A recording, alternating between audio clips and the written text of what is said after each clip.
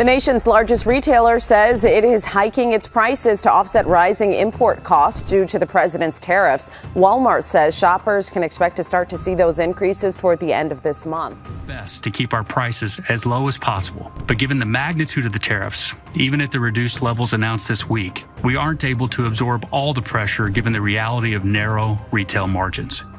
The company expects the cost will hit back-to-school shopping as it likely looks to adjust pricing on non-essential items first so that grocery items like bananas, avocados, and coffee are less affected. Like the prices are ridiculous now. It's to the point where it's going to be harder for people to shop because the prices are just insane. It began with a post, not a policy paper, not a press conference, just another all-caps eruption from Donald Trump. And within hours, it sent ripples through the stock market, panic through boardrooms, and confusion across the very red state communities that once backed him without question. Trump demanded that Walmart, the nation's largest retailer, should eat the tariffs, not raise prices, not adjust strategy, not explain economic reality, just eat the cost of his trade war and keep silent about it. He wrote it like a command, like a warning. I will be watching, and so will your customers. But Walmart was not silent. The company had just announced that it could no longer absorb the cost increases triggered by Trump's newly announced tariffs on imports from China, Mexico, and other key trading partners. Prices, they said, would have to go up. Not across the board, not on everything, but on enough to make it hurt. Coffee, bananas, avocados, shoes, car seats, electronics. The list is growing and the timeline is short. Walmart executives warned that shoppers would begin seeing the increases by the end of May, with even sharper spikes arriving in June. The reason is simple. Shipments made under Trump's tariffs are arriving now, and those tariffs are too steep to ignore. Before we continue, hit that like. Trump's response was as predictable as it was detached from reality. He accused Walmart of deflecting blame. He insisted they could afford to absorb the costs because they made billions of dollars last year. He claimed tariffs were not the reason prices were going up, even though Walmart's own chief executive officer and chief financial officer confirmed they were. Trump's post made headlines around the world. Domestic media called it a tantrum. Foreign outlets referred to it as a warning shot to American business. But to shoppers and economists alike, it read like a desperate attempt to shift the blame for an economic storm Trump himself created. Walmart did not retaliate. They issued a calm statement. They said they would keep prices as low as possible for as long as possible. They reiterated their commitment to affordability, but they made it clear that given the scale of the tariffs and the thin margins in retail, some price increases are inevitable. This is not a matter of politics, it is a matter of math. And for millions of Americans, it is about to become a matter of survival. The White House scrambled to contain the fallout.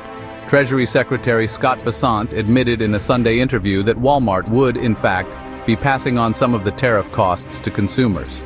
He said this calmly, trying to frame it as a worst-case scenario that might not fully materialize. But the facts are already public. Walmart's executive team has said it plainly. The tariff impact is real, the pressure is mounting, and the price hikes are already underway. The irony is brutal. Walmart is the one company most capable of absorbing price shocks. It has the scale, the leverage, the muscle to negotiate harder than anyone. But even Walmart has reached its breaking point. If they cannot hold the line, what happens to everyone else? Target, Costco, Dollar General, Kroger. When Walmart shifts its pricing, the entire industry follows. And the consequences will not be limited to shareholders. They will land squarely on the shoulders of the very shoppers who made Walmart what it is, and who made Donald Trump what he is. Working-class voters in the Midwest, rural families in the South, single parents in small towns who rely on Walmart's low prices to make ends meet. These are the same voters who backed Trump when he promised to bring jobs home, crush China, and defend the forgotten man. And now, they are discovering that the tariffs he celebrated as a tool of economic justice are, in fact, taxes on them. Walmart's chief executive officer, Doug McMillon, said the quiet part aloud. He told analysts on a quarterly call that the company would do what it could but could not promise to fully shield customers from the new costs. He emphasized that food prices would be protected for now, but general merchandise would almost certainly see price hikes. Shoes, clothing, school supplies, items families buy every week, items that are no longer optional. The backlash is growing. A woman in Missouri said she spent $20 more than usual on her weekly shopping trip. She had to put back snacks, delay a school purchase, skipped the meat section entirely. A father in Indiana told a reporter he has begun rationing lunches for his kids. Fewer options, cheaper brands, no extras, just enough to get through the week. These are not isolated stories, they are the new American reality. And Trump? He blames Walmart. He says they should be patriotic, that they should take the hit for the team, that they should protect customers by sacrificing profits, that their responsibility is not to shareholders, but to him, and to the trade war he has chosen to escalate. But even within his own party, cracks are forming. Quietly, some Republican lawmakers are distancing themselves from the tariffs. They know what is coming, they see the polling, they hear from constituents, and they are beginning to realize that if Walmart cannot resist the pressure, then local businesses will collapse under it. Small retailers cannot eat the tariffs, they cannot reroute supply chains, they cannot call the Treasury Secretary and plead for a favor. Trump's attack on Walmart is not just political theater. It is a warning to every business in America.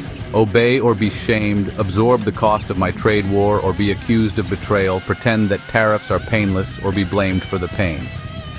But the economy does not work like that, and now reality is breaking through the surface. Before we continue, hit that subscribe button to show your support for the channel. The stock market has noticed. Walmart's shares dipped after the clash became public. Analysts warned that other retailers could follow, that guidance might be withdrawn, that price instability could ripple through every sector of consumer goods, and that once shoppers adjust their behavior, once they begin buying less, the recovery could stall. Economists have been sounding the alarm for months. Tariffs are not free, they are not paid by China. They are collected at the border, and they increase costs all the way down the chain, from the dock to the truck to the shelf. Yale's Budget Lab estimates that the average American household will lose more than $2,800 this year in purchasing power because of these tariffs. That is not speculation. That is a projection based on current rates. Trump dismisses these warnings. He says they are lies, that the media is corrupt, that economists are out of touch, that America is winning. But winning does not feel like this. Not at the checkout line, not at the gas pump, not in the kitchen, not in the growing pile of unpaid bills. Even former Walmart executives have weighed in.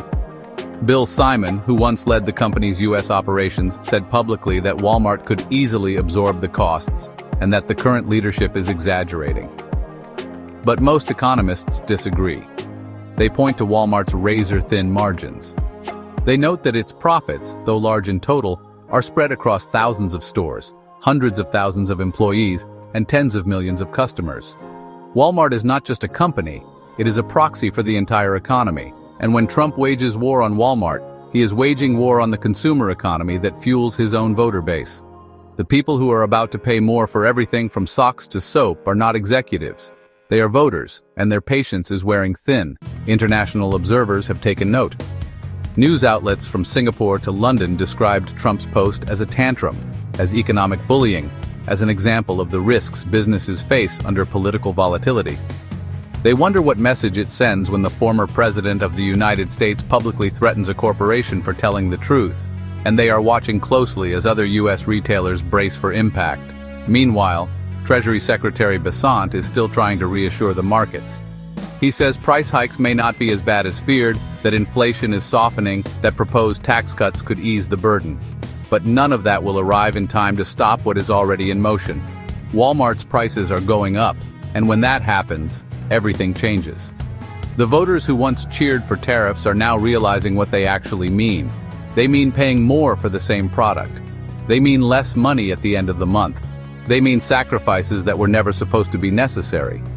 Trump once said trade wars were easy to win. Now his supporters are asking, at what cost?